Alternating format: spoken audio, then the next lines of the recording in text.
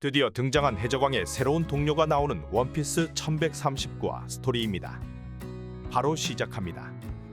루피와 동료들은 로키의 열쇠를 찾기 위해 거대한 아우루스 성을 수색하는데요. 하지만 성이 너무 넓어 쉽게 찾지 못하고 결국 왕의 방에 도착합니다. 왕의 방에는 천장에 거대한 구멍이 뚫려 있었고 그 아래 바닥에는 커다란 마법진이 새겨져 있는데요. 이를 본 루피는 의아해하며 이 문양을 어디서 본 적이 있는 것 같다고 말리다. 그 순간 어디선가 들려오는 목소리가 루피를 부릅니다. 놀란 루피가 악마냐? 라고 묻자 나미는 악마 따위는 없다고 반응하고 로드는 죽은 자의 영혼일지도 모른다며 두려워합니다. 갑자기 거대한 도끼가 날아오고 로드는 간신히 이를 피하는데요. 이에 루피와 조로는 즉시 반응하여 로드를 구하며 공격에 대비합니다.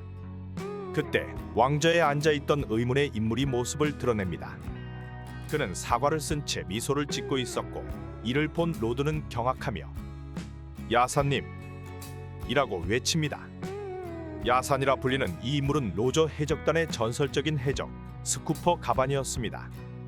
그는 로저, 레일리와 함께 바다를 누비던 강력한 해적이며 엘바프에서 오랫동안 거주해왔는데요. 야사는 루피를 바라보며 카이도를 쓰러뜨린 밀짚모자 루피라는 소문을 들었다고 말합니다. 그리고 시간이 지나 와노쿠니에 직접 가보고 싶었지만 결국 이렇게 만나게 되었다고 합니다. 그는 루피에게 로키의 열쇠를 찾고 있다는 이야기를 듣고 로키가 어떤 존재인지 제대로 알고 있는지 묻습니다. 루피는 로키를 눕히고 수갑을 다시 채우면 된다. 고 단순하게 대답하지만 야사는 빨간머리 샹크스조차 로키를 체포하기 전에 그 누구도 로키를 막을 수 없었다. 고 경고합니다. 루피와 조로는 그의 말을 듣지 않고 가볍게 넘겨버리지만 야사는 이를 보며 과거의 로저와 레일리를 떠올리며 미소를 짓습니다. 한편 장면은 말의 연애로 바뀝니다. 오이모와 카시가 로저 해적단에 대한 이야기를 하며 로저 해적단에는 유난히 강한 2명의 선원이 더 있다고 말합니다.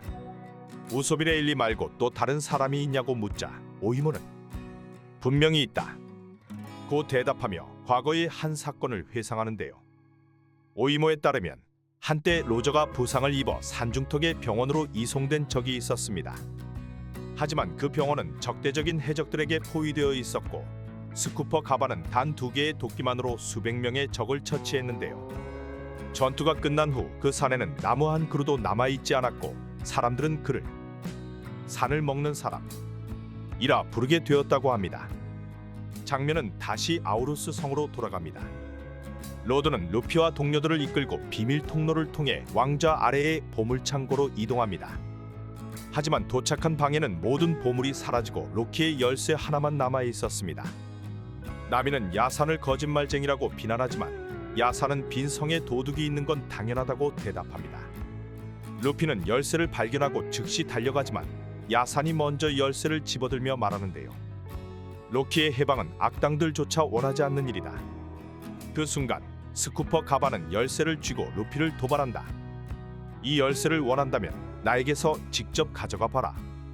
이렇게 원피스 1139화는 끝이 납니다.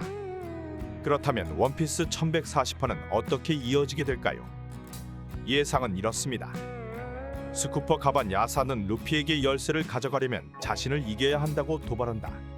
루피는 이 도전에 흔쾌히 응하며 기어 4를 발동해 곧바로 공격을 개시한다. 가반은 루피의 공격을 단 한 손으로 가볍게 막아내며 여유로운 태도를 보인다. 그는 거대한 도끼 2개를 손에 들고 루피의 움직임을 관찰하며 마치 상대의 다음 움직임을 미리 알고 있는 듯한 모습을 보인다. 너는 정말 카이도를 이긴 사내인가? 아직은 너무 어리군. 루피는 가반의 빠른 반응 속도에 당황하지만 다시 한번 기어 4로 공격을 시도한다. 하지만 가반은 그 순간 사라지듯 이동하며 루피의 공격을 피하고 순식간에 루피의 옆구리를 가격한다. 이건 무슨 기술이지? 루피는 자신의 공격이 전혀 맞지 않는 상황에 놀라며 가반이 사용하는 기술이 단순한 무력이나 패기가 아님을 깨닫는다. 가반은 루피를 시험하기 위해 견문색 살의 견문색 패기 차단 기술을 시전한다. 루피는 카타쿠리와 싸운 이후 미래를 볼 수 있는 견문색 패기를 익혔지만 지금 가반과 싸우면서 자신의 견문색 패기가 전혀 작동하지 않는다는 사실을 깨닫는다. 이건 견문색이 완전히 막혀버렸어. 조로와 로드도 싸움을 지켜보며 가반의 능력에 경악한다. 나미는 루피가 힘든 싸움을 하고 있다는 것을 알아채고 싸움을 멈춰야 한다고 외치지만 가반은 계속해서 루피를 몰아붙인다. 너의 견문색 패기를 완전히 무력화했다. 이제 감각만으로 나와 싸워야 할 거다. 루피는 가반의 움직임을 전혀 예측할 수 없는 상태가 되고 몇 번이나 가반의 도끼 공격에 맞아 성벽을 뚫고 날아간다. 하지만 루피는 지지 않고 다시 일어나며 기어 5를 발동한다. 기어 5를 발동한 루피는 온몸이 자유롭게 변형되며 가반의 공격을 회피하기 시작한다. 그러나 가반은 전혀 당황하지 않고 도끼를 휘둘러 루피의 공간을 압박한다. 가반의 도끼에는 특수한 패기가 실려 있었고 이는 단순한 무장색이 아닌 혼합팩이었다. 이는 무장색과 견문색을 동시에 활용하여 상대의 움직임을 무력화하고 방어력까지 무너뜨리는 고급 기술이었다. 이게 진짜 해적왕의 동료였던 사내의 힘인가? 루피는 점점 밀리지만 가반은 여전히 공격을 멈추지 않는다. 하지만 어느 순간 루피는 가반의 움직임을 감지하기 시작한다. 이젠 보이기 시작했어. 가반은 루피의 견문색 패기가 막혔음에도 불구하고 점점 자신의 움직임을 따라잡는 것을 보고 미소를 짓는다. 드디어 적응하기 시작했군. 그게 내가 가진 진짜 힘인가? 루피는 견문색 패기에 의존하지 않고도 상대의 흐름을 파악하는 순수한 전투 감각을 발휘하기 시작한다. 가반은 마지막 시험으로 자신의 최강 기술을 발동한다. 그는 도끼를 합쳐 하나의 거대한 무기로 만들고 산을 가르는 일격을 시전한다. 거대한 도끼에서 패기가 폭발하며 성 전체를 가를 만큼의 엄청난 충격파가 발생한다. 하지만 루피는 그 순간 웃으며 손을 뻗는다. 루피의 거대한 주먹이 도끼와 충돌하며 두 사람의 기술이 정면으로 맞붙는다. 폭발적인 충격이 성 전체를 흔들고 두 사람은 후방으로 밀려난다. 가반은 미소를 지으며 도끼를 내려놓는다. 훌륭하다. 밀짚모자 루피. 내가 정말 우리가 기다려온 조이보이일지도 모르겠군.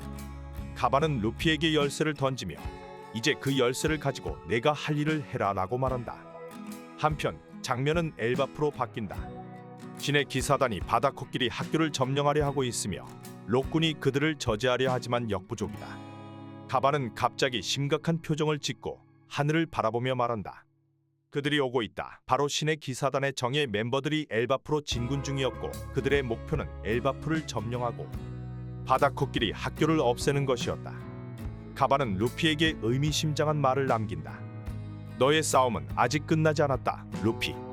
그 순간 하늘에서 검은 그림자들이 내려오며 신의 기사단의 선두 대장이 모습을 드러낸다. 밀짚모자 루피, 내 놈을 제거하라는 명령이 내려졌다. 루피와 가반은 이들을 바라보며 새로운 전투를 준비한다. 1140화의 마지막 장면에서 루피와 가반은 나란히 서서 신의 기사단을 마주하고 있다. 이제 루피와 스쿠퍼 가반이 함께 싸울 차례다. 엘바프 전투의 막이 오르며 본격적인 대결이 시작된다. 이렇게 1140화는 끝이 날 것으로 생각됩니다. 이상 개쌉소리였습니다. 감사합니다.